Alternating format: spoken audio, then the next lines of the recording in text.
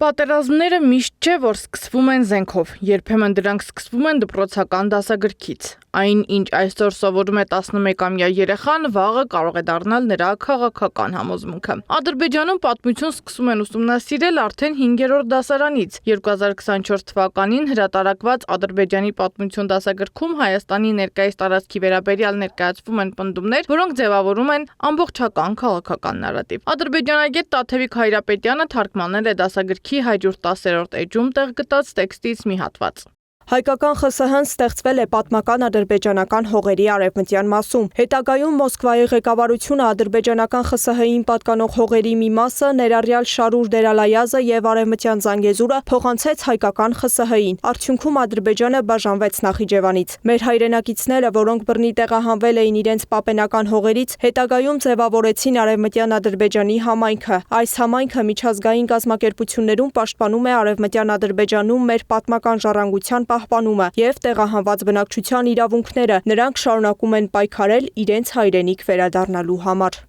Այս մի քանի նախադասության միջոցով 11-ից 12 տարեկան երեխաներին փոխանցվում է մեկ հիմնական գաղափար։ Հայաստանի Հանրապետությունը ստեղծվել է այսպես կոչված պատմական ադրբեջանական հողերի վրա, իսկ արևմտյան Ադրբեջան վերադարձը ներկայացվում է որպես օրինական եւ արդարացի նպատակ։ Ադրբեջանը ուզում է ստեղծել պատմություն եւ ընդ որում պետք է ասեմ, որ սա այսօրվա երևույթ չի։ Ուրեմն ադրբեջանցիները խորհրդային միության օրոք նույնպես նենգափոխում էին պատմությունը։ Իրենք ունեին մի պատմաբան, այսպես Չակերտյալ, խորհրդային միությունում, Զիա Բունյաթով, որ ոչինչից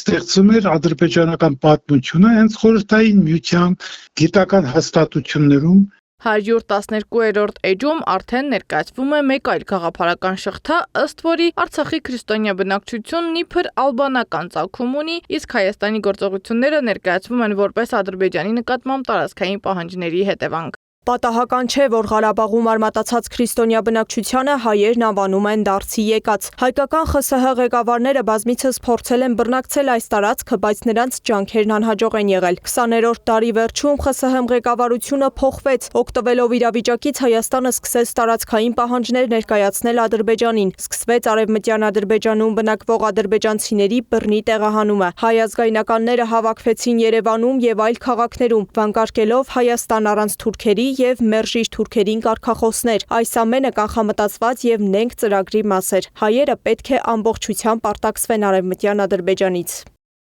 Փորձագետների գնահատմամբ այստեղ արդեն խոսքը պատմության տարբեր մեկնաբանության մասին չէ։ Դասագիրքը կառուցում է ամբողջական աշխարհայացք, որտեղ հորինված արևմտյան Ադրբեջանը ներկայացվում է ոչ թե որպես պատմագիտական եզրույթ, այլ որպես քաղաքական նպատակ, իր տարածքային պատկերացումներով, պատմական հիմնավորումներով եւ այսպես ասած վերադարձի գաղափարով։ Այո, այդպես էլ պիտի լիներ, որովհետև սա պայմանավորված քաղաքականություն է։ Հայաստան, Ադրբեջան, Թուրքիա եւ այդ քաղաքականության իմաստը Չակերտներում ասած հանդուրժողականության սերմանումն է հայերի մոտ եւ հակառակը պահանջատիրության զգացողությունն ու սերմանումը ադրբեջանցիների եւ Թուրքիայի մոտ։ Փորձագետները մտահոգություն են հայտնում մեկ այլ խնդրի մասին։ Նրանց գնահատմամբ այս ամենին զուգահեռ հայկական կրթական համակարգում հայոց պատմության ինքնության ազգային բաղադրիչը վերջին տարիներին դիտավորյալ թուլացնում են։ Հայաստանը ինքն է ընտրել այդ ուղղությունը։ Այդ բանը չկա Վրաստանում, չկա հարևան մյուս պետություններում, ամեն պետություն ինքն է որոշում իր կրթական քաղաքականությունը։ Հայաստանի կրթության նախարարությունը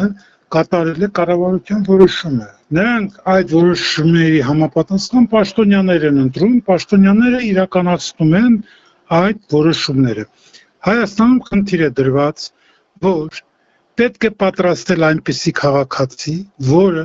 չունենա Հայաստանի պետականության մասին գիտակցություն, չունենա սեր հայոց պետականության նկատմամբ։ Զրուցակիցներս ասում են, եթե մի ամբողջ ծերունդ մեծանում է այն համոզմամբ, որ հարևան պետության տարածքն իր պատմական հայրենիքն է, ապա վաղը հենց այդ ծերունդն է ձևավորելու հասարակական կարծիքը, մասնակցելու ընտրություններին, ընդունելու քաղաքական որոշումներ եւ որոշելու իր երկրի արտաքին քաղաքականությունը։ Պատահական չէ, որ վերջին տարիներին Բաքվի հորինած արևմտյան Ադրբեջան ձևակերպումը ավելի հաճախ է հնչում նաեւ Ադրբեջանի նախագահի ելույթներում, պետական կառույցների հայտարարություններում եւ միջազգային հարթակներում։ Այսօր այդ Գաղափարախոսությունը պաշտոնական խոսքից տեղափոխվել է նաև դպրոց։ Սա է պատճառը, որ պատմության շուրջ պայքարը վաղուց դադարել է միայն գիտական վեճ լինելուց։ Այն դարձել է տեղեկատվական, քաղաքական եւ անվտանգային մարտահրավեր։ Սեդա Մակարյան, Գեղամ Ղազարյան, ABC Media։